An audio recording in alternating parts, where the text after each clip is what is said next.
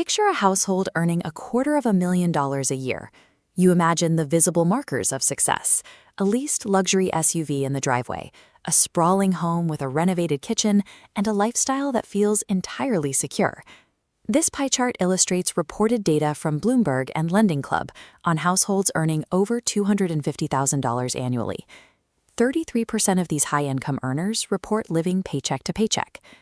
To understand how someone making that much money can be broke, let's look at two distinct profiles. Marcus is a software engineer earning $155,000 a year.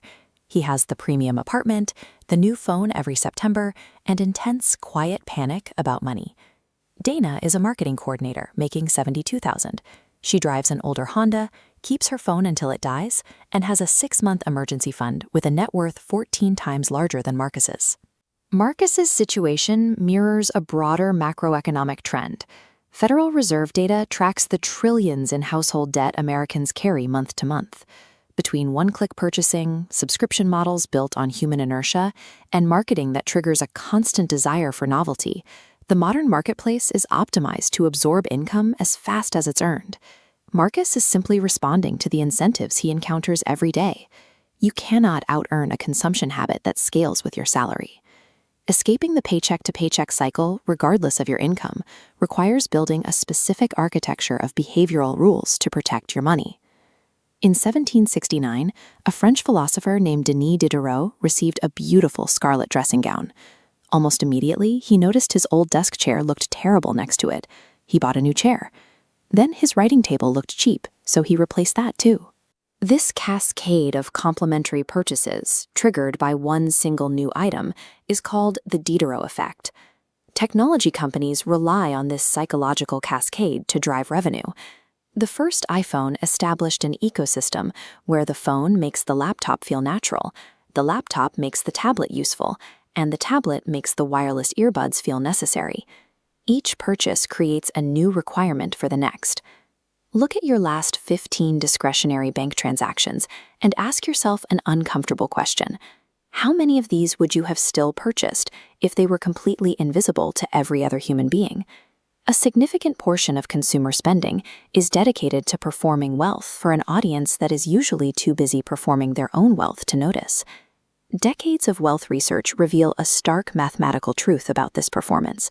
86% of luxury car owners are not millionaires.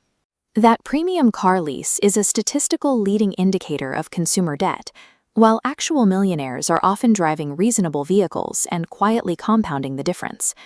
The only practical defense against this algorithmically driven lifestyle inflation is defining your enough number.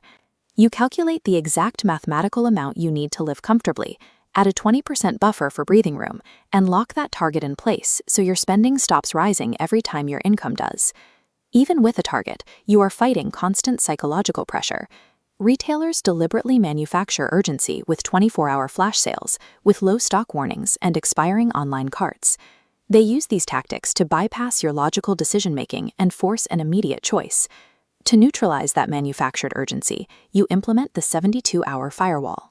For any non-essential purchase over $50, you force a mandatory 3-day pause between wanting the item and completing the transaction.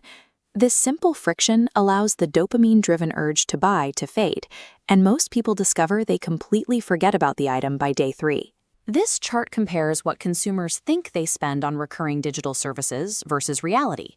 Americans estimate they spend about $86 a month on subscriptions, but the actual average is $219. That difference is subscription drift, hundreds of dollars quietly draining away on autopilot because the monthly increments are too small to trigger alarm. This line graph maps the true cost of upgrading functional technology. Replacing a $1,000 phone every single year costs $30,000 over 3 decades. However, by stretching that cycle to 4 years and investing the difference, you generate $50,000.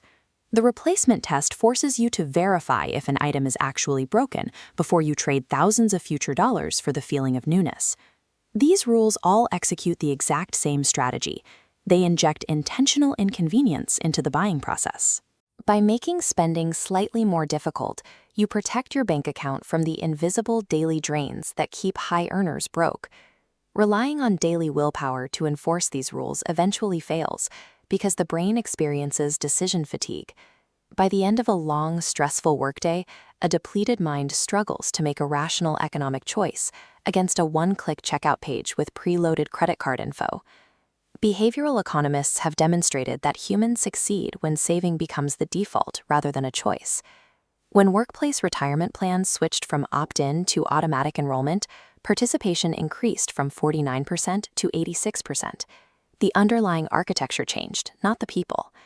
This flowchart visualizes the Save More Tomorrow protocol.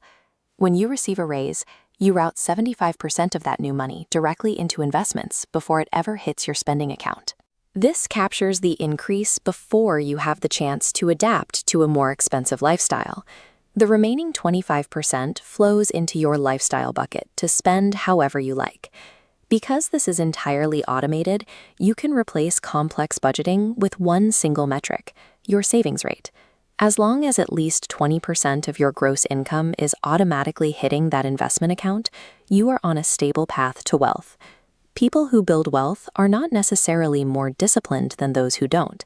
They simply build automated architectures that make reckless spending difficult and saving inevitable. To make these constraints stick permanently, you have to redefine what money actually is. The dollars in your bank account represent the non-renewable hours of your life you traded to earn them.